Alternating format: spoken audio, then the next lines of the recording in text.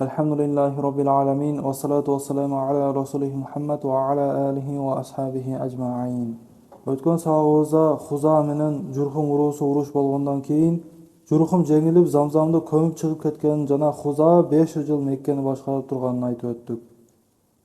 Кийинчерээк алардан Кусай ибн Килаб чыгып, кайра Меккенин бийлигини кайтарып алганын сүйлөшкөнбүз. Демек мына ушул 500 жылдык мөөнөт өткөндөн кийин бийлик кайра Курайштарга өттү. Кусай ибн Килабтын перзенттери көп эле, алардан Абдуманафтын балдарынан Хашим, Абдулмуталиб жана башка бар.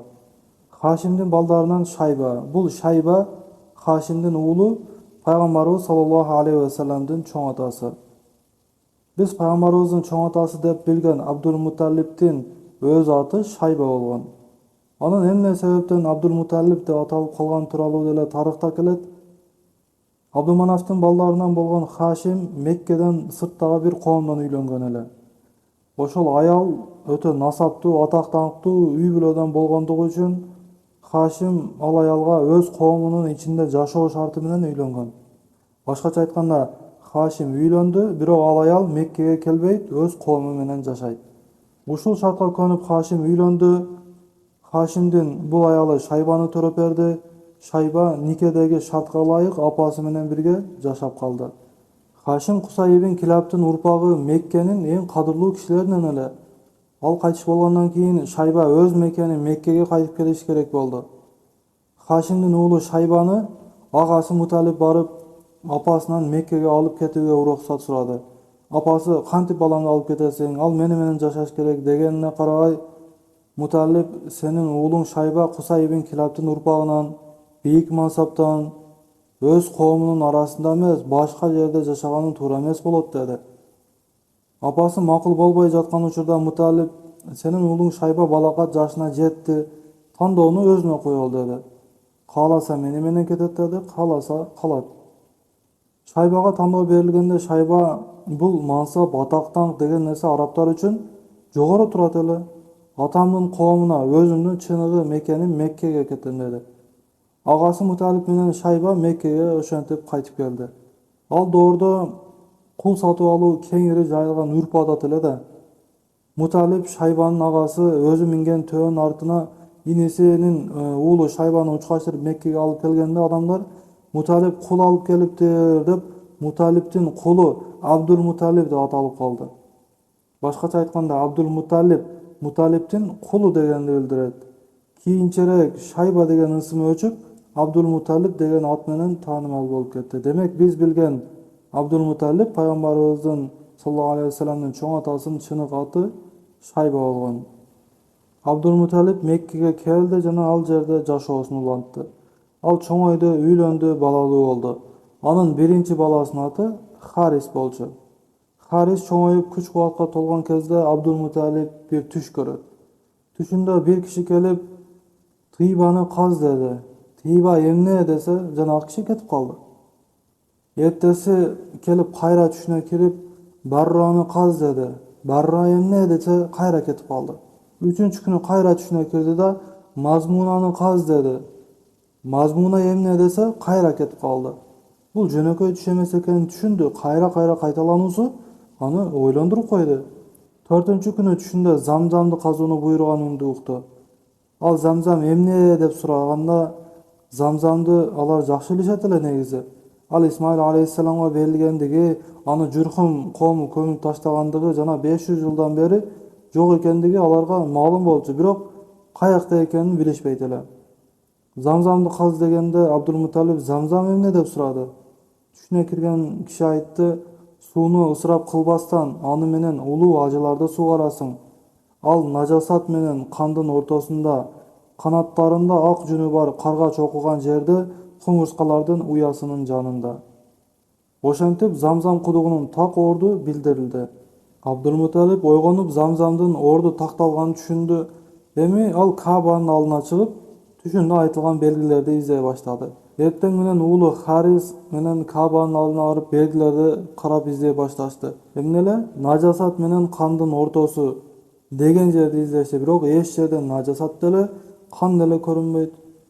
Ошол учурда бир топ адамдар бир уйду айдап келип, курайшыктар сыйынган Исаф аттуу буттун алдынан союшту. Исаф менен Найланын окуясын айтып бергенлеги Каабанын ичинде зына кылгандыгы үчүн Аллах Таала аларды ташкырып катырып койгон болчу. Уйду Исафтын алдына алып келип союшканда андан кан акты. Күтүлбөгөн жерден уй ордунан козголуп алдыга карай качат. Мууздалган кекирдегинен кан аккан бойдон бир топ жерге барып жыгылды. Адамдар уйду жыгылган жерден союп, ичеги карындарын чыгарышканда ошол жерде нажасат көрүндү.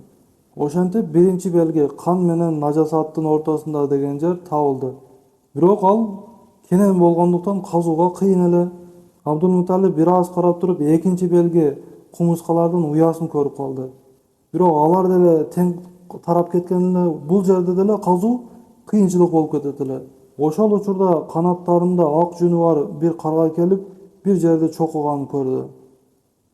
Арабтардан мындай карганы Гурабул А'сам деп коюшат экен. Ошентип белгилер айкын болду, кудуктун орду табылды. Абдулмуталип казууну баштаганда Курайштын башка адамдары келип, эмне кылып атасың? Исаф менен Найланын ортосун болгондо деле Каабанын алдын казууга сага жол бербейбиз деп каршылык болушту. Алар Абдулмуталипти токтотууга аракет кылышканда, ал уулу Хариске аларды менден алыстат, мага тоскоол болушпасын деди. Харис аларды токтотуп турду, Абдулмуталип казууну улантты. Казып жатып, кудуктун четиндеги таштарга туш келгенде Аллаху акбар деп кыйкырды.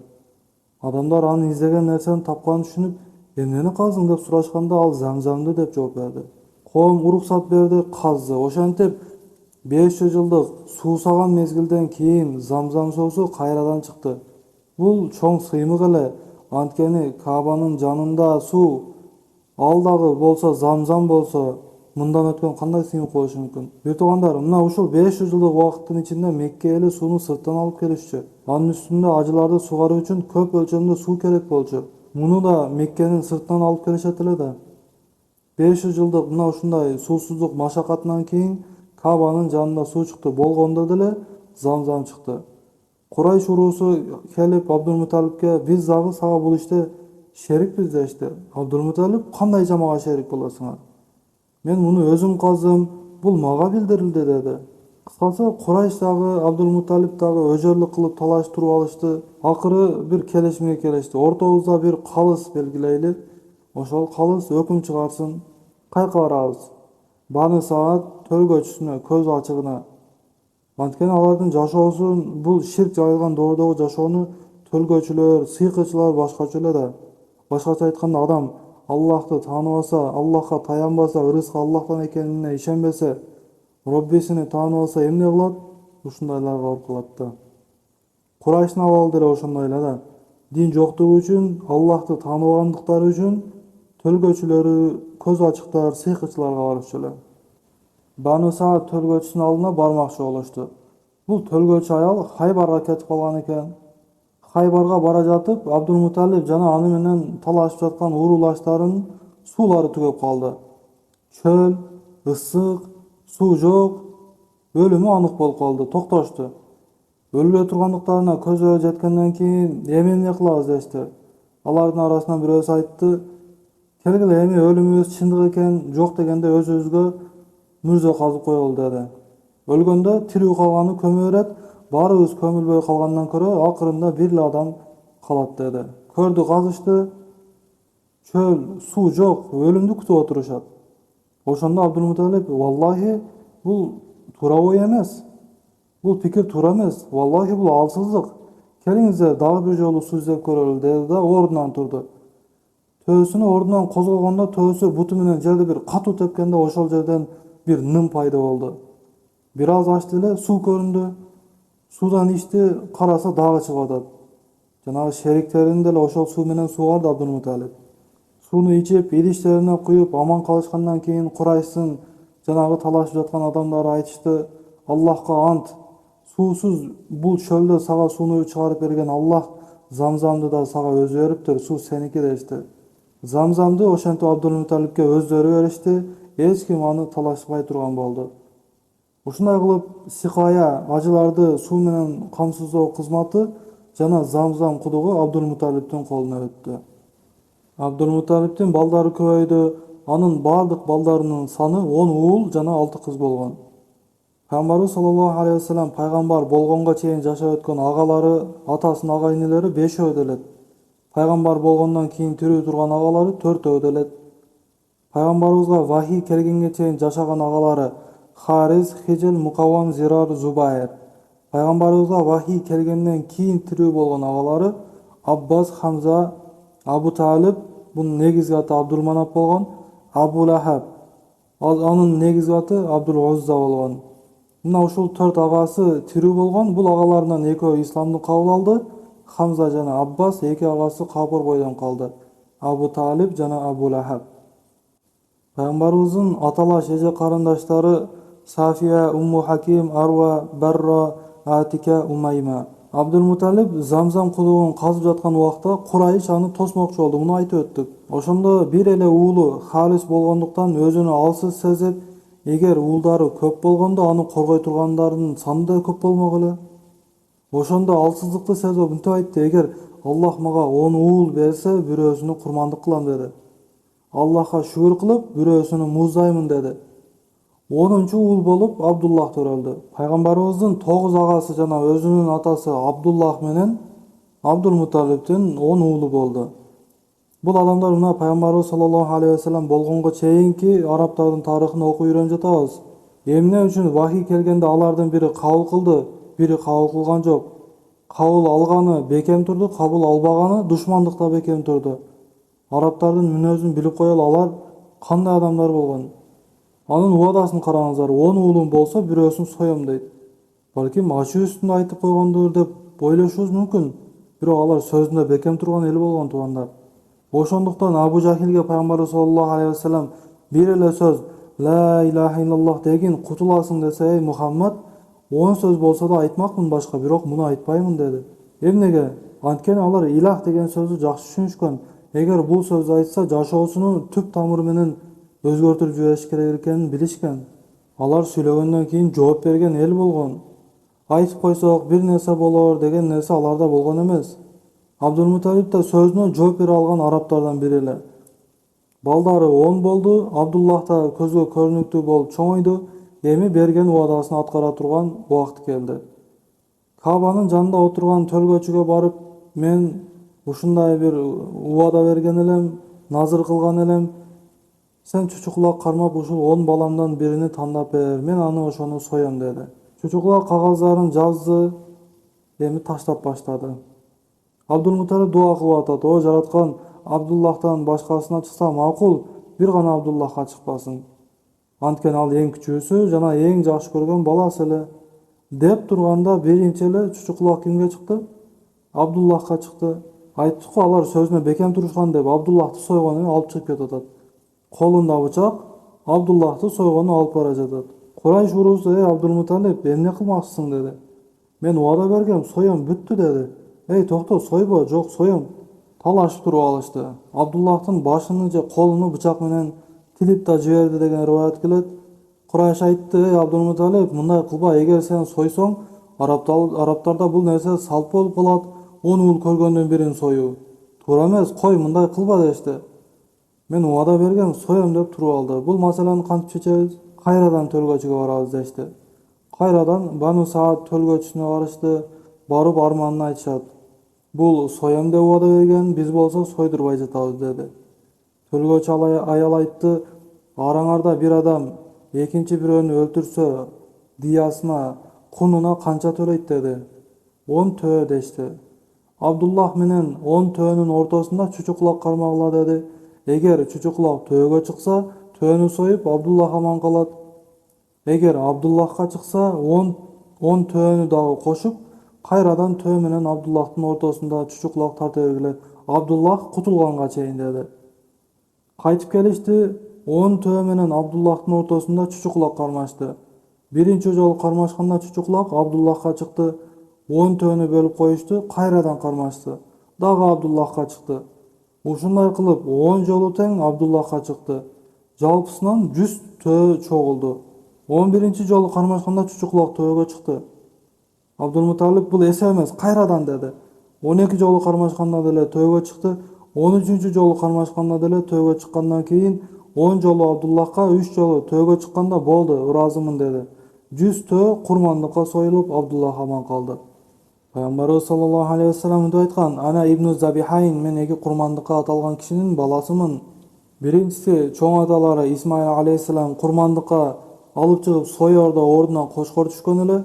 Экинчиси өзүнүн атасы Абдуллах ибн Абдул Мутталиб 100 хун бадал катары берилип Абдуллах тирүү калды. Ошентип Пайгамбарыбыз саллаллаху алейхи вассаламдын атасы Абдуллах аман калды. Абдуллах чоңойгон соң Абдул Мутталиб аны үйлөнттү. Маккадан үйлөнткөн жок, Мадинага, ошол кезде Ясриб деп аталчу, Ясрибке алып барып Вахбтын кызы Аминага үйлөндүрдү. Бул Вахб дагы Кусай ибн Килабтын урпактарынан барып такалат эле. Аминанын апасы болсо Мадиналык, Ясрибтен эле. Демек, Пайгамбарыбыздын саллаллаху алейхи вассалам апалары деле Исмаил алейхиссаламдын тукумунан тектүү кишилерден эле. Ошондуктан Пайгамбарыбыз саллаллаху алейхи вассаламдын тегине эч кандай доомат, кемчилик болушу мүмкүн эмес. Ясрибте үйлөнүп Меккеге алып келди. Амина Пайгамбарыбызга саллаллаху алейхи вассалам боюнда бардыгына 2 ай болгондо атасы Абдуллах каза болот. Пайгамбарыбыз саллаллаху алейхи вассалам төрөлө элек жатып жетим болду. Апасынын курсагында турганда атасынан ажырады. Пайгамбарыбыз ата деген сөздү айткан эмес. Амина Наби саллаллаху алейхи вассаламга кош бойлуу болуп турганда төрөттөн мурда бир түш көрөт да. Биринчиден, Аминанын кош бойлуу болушу башка адамдардын кош бойлуулугунан айырмаланды. Кош бойлуу аялдар тарткан машакат, кыйынчылыкты оорулардын бирин деле сезген жок. Өтө жеңил болду боюнда бар кезде. Төрөлүшү деле дал ушундай болду, эч кандай машакатсыз, мээнетсиз. Амина пайгамбарыбызды төрөөдөн мурда түшүндө бир уул төрөгөнү көрөт. Жана бул бала менен бирге бүткүл дүйнөнү чыгыш менен батышты жарык кылган бир нурдун чыкканын көрөт. Ошондой эле түшүндө Амина өзү мушрик болгонуна карабастан түшүндө төмөнкү дуаны окуп жатканын көрөт. Жалгыз болгон Аллахтан аны ар кандай ичи тардын жамандыгынан коргоо беришин сурайм. Эң ишенимдүү сөздөргө караганда пайгамбарыбыз саллаллаху алейхи вассалам фил жылында төрөлдү. Фил жылы деп Абраха аттуу киши Кабаны бузуу ниетинде келгенде илахий мужиза керемет менен Аллах аны жок кылган күндөн баштап жыл саналган эле. Рабиул Аввал айынын 12-синде дүйшөмбү күнү пайгамбарыбыз саллаллаху алейхи вассалам дүйнөгө келди. Ал заттын дүйнөгө келишинде абдан көп өзгөрүүлөр болгон. Пайгамбарыбыз саллаллаху алейхи вассаламдын улуулугу ал зат төрөлүп жаткандагы мужизалар менен гана эмес. Пайгамбарыбыз саллаллаху алейхи вассаламдын улуулугу ал киши алып келген жолу, рисалаты, пайгамбарлыгы, хидаяты жана нуру менен болот. Бирок төрөлүшүнөн мурун болгон мына ушул сүйүнчүлөрдү, жышандарды айтып өтөбүз. Хассан ибн Сабит разияллаху анху пайгамбарыбыздын акыны. Бул киши Мадиналык болгон. Ал киши айтат: Наби саллаллаху алейхи вассалам төрөлгөн күнү мен яхудилердин чептеринин биринде элем. Ошол чептердин биринде турганда ал кезде 7 жаштагы бала болгон да. Ошондо яхудилердин дин кызматкеринен бири чептин үстүнө чыгып: эй яхудилер, Ахмад ысымдуу пайгамбар төрөлгөндө гана көрүнгөн кызыл жылдыз кечинде көрүндү деп кыйкырды. 7 жашар Хассан ибн Сабит мына ушул сөздү угат. Яхудилердин китептеринде пайгамбарыбыз саллаллаху алейхи вассалам жөнүндө, насранилердин, христиандардын китептеринде да пайгамбарыбыз саллаллаху алейхи вассалам жөнүндө ачык айкын баян кылынган эле. Эй Мухаммад алейхиссалам, алар сизди өздөрүнүн эркек балдарын тааныгандан да жакшыраак таанышат дейт Аллах Таала. Анын белгилери, төрөлүшү, сыпаттары баары баяндалган. Эмнеге иман келтиришкен жок? Яхудилер өздөрүнөн чыгышын күтүшкөн эле да. Яхудилерден болот деп күтүшкөн эле. Арабтардан чыккан үчүн алар өжөрлүк кылып капыр болушту. Амина боюнда бар кезинде эч кандай машакатты сезген жок. Төрөлүшү да жеңил болду. Пайгамбарыбыз саллаллаху алейхи вассалам төрөлгөндө жерге колу менен таянып түшкөн эле. Колу менен бир ууч топуракты кармап, башын асманга көтөргөн тууралуу риваят кылынат. Ошондой эле пайгамбарыбыз саллаллаху алейхи вассалам сүннөткө отургузулган абалда, киндиги кесилген абалда төрөлдү. Бул Аллах Тааланын пайгамбарыбыз саллаллаху алейхи вассаламга берген бир кереметтеринен эле. Арабтардын салты боюнча төрөлгөн баланын үстүнө казан жагып коюшчу. Амина ушундай түш көргөн соң, төрөлгөндө ушундай окуялар болгондон кийин бул небересин биринчи болуп чоң атасы көрсүн деп үстүнө казан көмкөрүп койду. Башкача айтканда, бул арабтардын башчыларынын баласы, Курайштын аксакалынын небереси Исмаил алейхиссаламдын урпагынан. Мына ушундай кереметтер, ушундай укмуштуу окуялар менен төрөлгөндөн кийин бул баланы биринчи болуп чоң атасы көрсүн деди да үстүнө казанды көмкөрүп койду. Абдулмуталип ушундай кереметтер менен небереси төрөлгөндөн кийин Аллахка античем, бул баламда бир улуу иш бар деди. Келип небересинин колуна алайын деп караса, казан ортосунан эки тарапка кулап жаткан экен. Ортосунан экиге бөлүнүп калыптыр. Пайгамбарыбыз саллаллаху алейхи вассалам асманды карап жатыптыр. Небересini көтөрдү, али ысым кой элек болчу. Көтөрүп Кабага алып кирди да Аллах Таалага мактооду айтты, жана атыны Мухаммад деп койду. Бул убакытка чейин арабтардын арасында Мухаммад деген ат коюлган эмес эле. Риваят кылынат, шайтан 4 жолу ачууланып, күйүнгөнүнөн кыйкырып өкүргөн дейт. Аллахтын алдынан куулганда дейт, бейиштен жерге түшүрүлгөндө, Пайгамбарыбыз саллаллаху алейхи вассалам төрөлгөндө, жана Фатиха сүрөсү түшкөндө дейт. Аллаху алам. Мухаммад деген ысымдын коюлуу тарыхы мындай болгон. Абдулмуталип Пайгамбарыбыз саллаллаху алейхи вассалам төрөлө электе 3 шериги менен Шамга, Сирияга сапарга чыгат. Шамда жүргөндө яхудилердин дин алымдарынан бири келип, силер кайдан болосуңар деп сураганда, Меккеденбиз деп жооп берет. Араб жарым аралынан акыр замандан бир пайгамбары чыгат, бир пайгамбар калган, ал чыгат деп көп нерселерди сүйлөйт.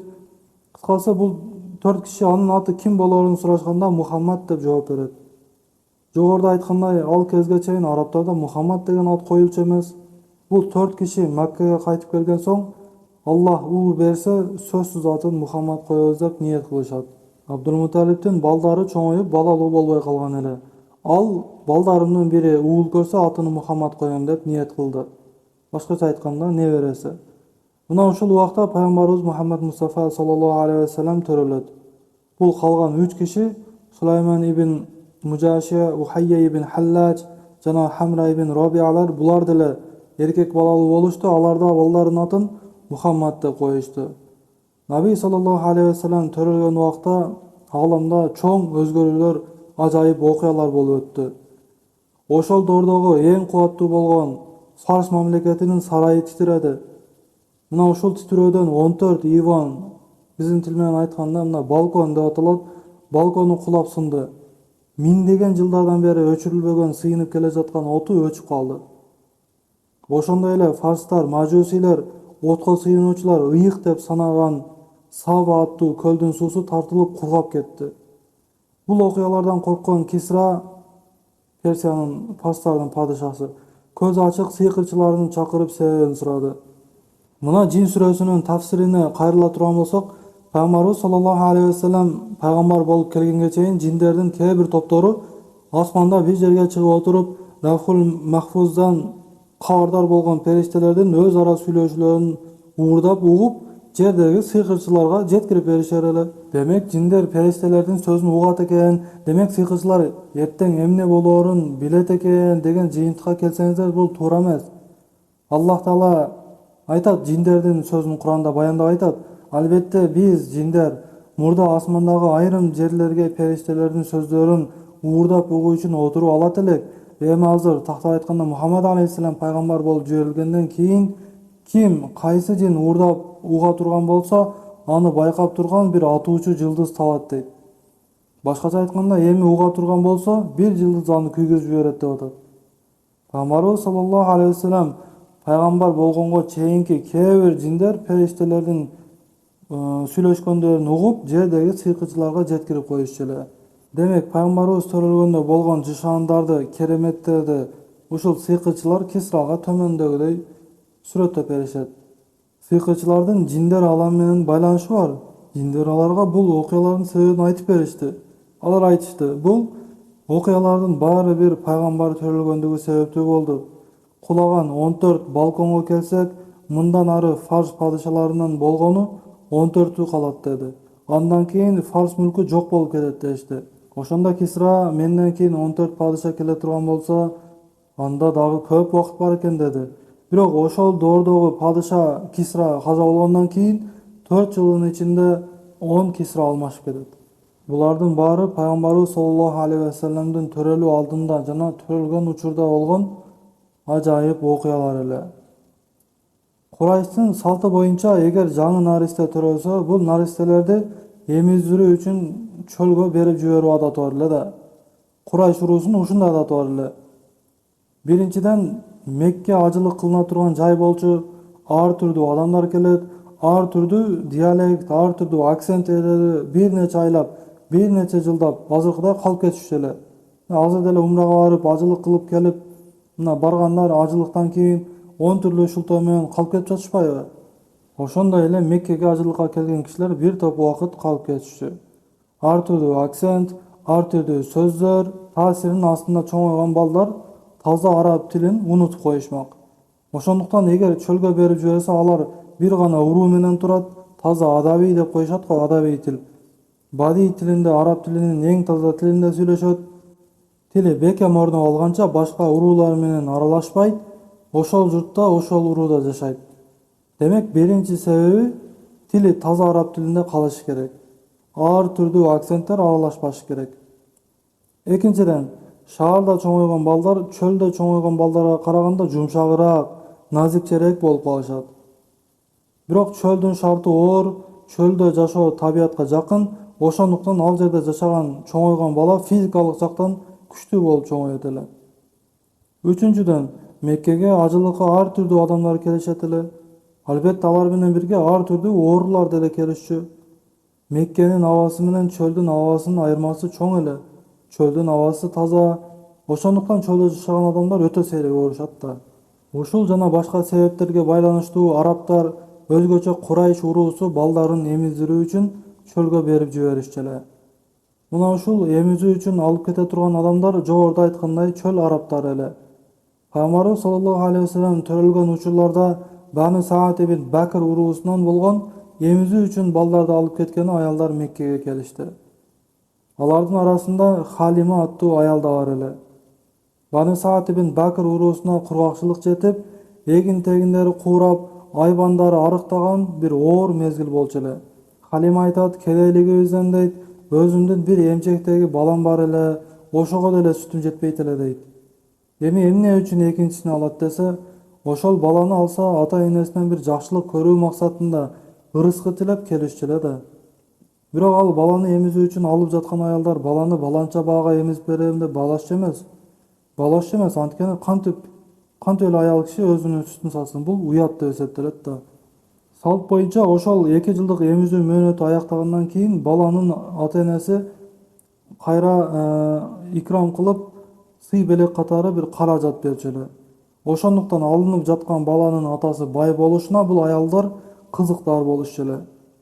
Анткени колунда бар кишинин баласын алса, белек салгасы деле көбүрөөк болот.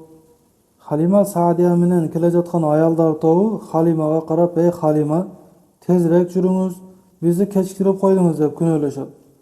Халиманын эшеги арыктыгынан, күчсүздүгүнөн жана ачкалыгынан жай басат эле. Канчалык түртүп шаштырбасын, айла жок, жай келет. Мына ушул себептен Халима Меккеге бардык аялдардан кеч келет. Аялдар Халимадан мурун келип, балдарды издеп келишкенде Амина өзүнүн уулу Мухаммад саллаллаху алейхи вассаламды аларга сунуштады. Анын ата теги Абдулмуталиптин укум тукумунан болгондуктан бийик эле. Бирок атасы ким деп сурашканда, атасы кайтыш болгонун айтат. Ошондо алар, эми атасы жок болсо, биз бул жетим баланы баксак, апасы же чоң атасы бизге канчалык жакшылык кылат эле. Эч качан апасы же чоң атасы баласыга күйгөндөй күйө албайт дешип, бардык аялдар аны алуудан баш тартышат. Ааламдарга ырайым катары келген пайгамбарыбыз Мухаммад Мустафа саллаллаху алейхи вассаламды эч ким албай жатты. Бардыгы бирден бала алышты. Халима кечигип калып, издеп жүрүп бала тапкан жок. Амина Халимага пайгамбарыбыз саллаллаху алейхи вассаламды сунуштаганда атасы жок экенин билип, ал деле башында алуудан баш тарткан эле да. Анткени ал ырыскы издеп келген болчу. Расулуллах саллаллаху алейхи вассалам сыяктуу затты эч ким албай жатат. Ошондо Меккенин сыртына чыккандан кийин Халима күйөөсүнө карап, мени менен келген бардык жолдошторум, бардык аялдар бирден бала алып кетишти. Мен болсо куру кол кайтамбы деди. Күйөөсү айтты, макул ала берели, балким Аллах ушул бала аркылуу бизге бир береке берер деди. Халима кайтып барып, Аминанын колунан пайгамбарыбызды саллаллаху алейхи вассаламды алды. аны алар менен эле берекелер көрүнө баштады. Халима баланы колуна алар менен көкүрөгү сүткө толгонун сезди. Берекелердин дагы бири Халиманын эшегинде байкалды. Келе жатканда араң кадам таштап, баарынан артта калган алсыз эшек эми баарынан озуп алдыга чыга турган болду. Халима канчалык жайлатканга аракет кылбасын, эшек токтобой зуулдап бараткан эле. Ошондо аялдар: "Эй Халима, бул биз келе жатканда сен минип келген эле эшекпи? Буга эмне болду?" деп тоң калышты. Бул Аллах Тааланын пайгамбарыбыз саллаллаху алейхи вассаламга көрсөткөн сый урматы эле туугандар. Буга чейин бир эле баласын эмизип тойгуза албай жүргөн Халима эми 2 баланы тең эмизип тойгуза турган болду. Биз айткандай, Баны Саад жерлеринде кургакчылык болуп, алар кедей, оор абалда жашап жатышкан эле да. Халиманын үйүндө бир карыган, сүт бербей калган бир арык төбөсү бар эле. Пайгамбарыбыз саллаллаху алейхи вассалам келери менен ал төбө семире баштады, желини сүткө толуп калды. Халиманын койлору да семирип сүткө тола баштады. Башкалардын койлору арык, алсыз болуп жатканда Халиманын кой төөлөрү сүткө толуп жатканын көрүп элдер таң калышты. Кой кайтарган койчуларга: "Эй, Халиманын койлору каякта жайылып жүрсө, силер да ошол жака барып кайтаргыла. Карагыла анын койлору кандай семирип кеткенин" деп калышты. Койчулар болсо: "Биз деле ошол жерге кайтарып жатабыз, бирок пайдасы болбой жатат." Пайгамбарыбыздын саллаллаху алейхи вассалам урматына берилген берекеле да булар. Ошондуктан бир туугандар, биздин соодабыз жакшы жүрүп жаткан болсо, ишибиз алдыга жылып жатса, бул кайсы перзентибиздин берекесинен болуп жатканын өзүбүз деле билбейбиз. Халиманын эшеги Меккеге келе жатканда кеч калган эле. Ошол себептен бардык байлардын балдарын башка аялдар алып бүтүшкөн эле. Халима башында буга капа болсо керек. Эшегим күчтүүрөөк болгондо биринчи келип мен дагы бир байдын баласын алат элем деп ойлогондур. Бирок жыйынтыгында бул анын пайдасына болдубу? Аллах Таала айтат: "Силер бир ишти жаман көрөсүңөр, бирок анын артында жакшылык бар. Бир ишти жакшы көрөсүңөр, бирок анын артында зыян бар. Силер билбейсиңер, Аллах билет" дейт. Бул эмне дегени? Сиздин маңдайыңызга жазылган нерсе албетте келет, ойлонбоңуз дегени. Бирөөгө жазылган нерсе адашып сизге келип калбайт. Эртең кризис болор экен, эртең мындай болор экен деп кысылбаңыз дегени. Маңдайыңызга жазылган иш бар, андан ашык да болбойт, кем да болбойт. Демек, пайгамбарыбыз саллаллаху алейхи вассалам 2 жашка чейин Халима Саадиянын үйүндө чоңойду. Халима пайгамбарыбыз саллаллаху алейхи вассалам жөнүндө айтат: "Ал зат башка балдардай өскөн жок. Расулуллах саллаллаху алейхи вассалам 2 жашка келгенде кудум 6 жашка чыккандай көрүнчү. Расулуллах саллаллаху алейхи вассаламдын денеси сак жана бакубат болду." 2 жашка келгенде бир туугандар эркин сүйлөчү экен да. Таза араб тилинде эркин сүйлөчү экен. Адатта 2 жыл эмзилгенден кийин балдарды ата-энесине кайтарып алып берилет эле. Ким эгер дагы калтырууну кааласа, кайтарып алып келет эле. Аминанын Мухаммад саллаллаху алейхи вассаламдын башка перзенти жок болгондуктан Халимага баланы алып калуусун айтты. Бирок Халима 2 жылдан бери көрүп жаткан берекеден айрылгысы келбей: "Кайтарып эле бериңиз, бизге жакшы өсүп жатат, биздин абабыз таза, Меккеде оору көп" деген сыяктуу миң түрдүү шылтоо менен пайгамбарыбыздын апасын ынандырып кайра алып кетет. Арадан бир аз убакыт өткөндөн кийин көкүрөктүн жарылыш окуясы болот. Күндөрдүн биринде Халиманын өз уулу шашып келип: "Курайштык инимди 2 киши келип ичини жарып салды" дейт. Халима менен күйөөсү шашып барышта пайгамбарыбыз саллаллаху алейхи вассалам корккон абалда өңү кубарып турган экен да. "Сага эмне болду?" деп сурашканда пайгамбарыбыз саллаллаху алейхи вассалам: "Алдыма ак кийим кийген 2 киши келип мени жерге жаткырышты. Анан көкүрөгүмдү жарып, жүрөгүмдү алып чыгышты" деп жооп берди. Пайгамбарыбыз саллаллаху алейхи вассалам бул тууралуу сахих хадистерде айткан: "Алдыма 2 периште келип көкүрөгүмдү жарып, жүрөгүмдү алып чыгышты. Аны алтын идиштеги замзам суусу менен жуушту. Жүрөгүмдөн кара уйган канды алып таштап, бул сендеги шайтандын үлүшү эле" дешти. Андан соң жүрөгүмдү даанышмандык менен толтуруп, ордуна коюп кайра тигип коюшту дейт. Сахих хадистерде келет, пайгамбарыбыз саллаллаху алейхи вассаламдын ошол учурда көкүрөгүн ачып караганда тигилгендигине бир белгилер бар эле. Аллах Таала пайгамбарыбызды саллаллаху алейхи вассаламды бала кезинен өзү күнөөдөн сактап, коргоп келген. Шайтандын пайгамбарыбыздагы үлүшү ушул окуя менен жок болду. Эми бул дегени инсандын жүрөгүнү жарып, ошол канын чыгарып салса эле шайтандын жамандыгынан аман калат деген сөз эмес. Бул биздин пайгамбарыбызга гана таандык болгон нерсе. Халима бул болгон окуядан чочулап күйөөсүнө бул баланы аман соосунда апасына жеткирип берели деди. Ошентип апасына алып барышты. Амина эмне болду, кайтарып келип калсыңар деди. Мына балаңыз аман эсен, сопсо, мына кайтарып алыңыз дешкенде Амина жок, айткыла деди. Анткени алар баланы алып кетишкенде башкача сураган эле да. Алар көкүрөктүн жарылыш окуясын айтып беришти. Амина жиндер бир жамандык жеткиришинен корктуңарбы деди деп сурады. Алар ооба дешти. Амина жок, Аллахка ант ичем, балама жиндердин жамандыгы жетпейт деди.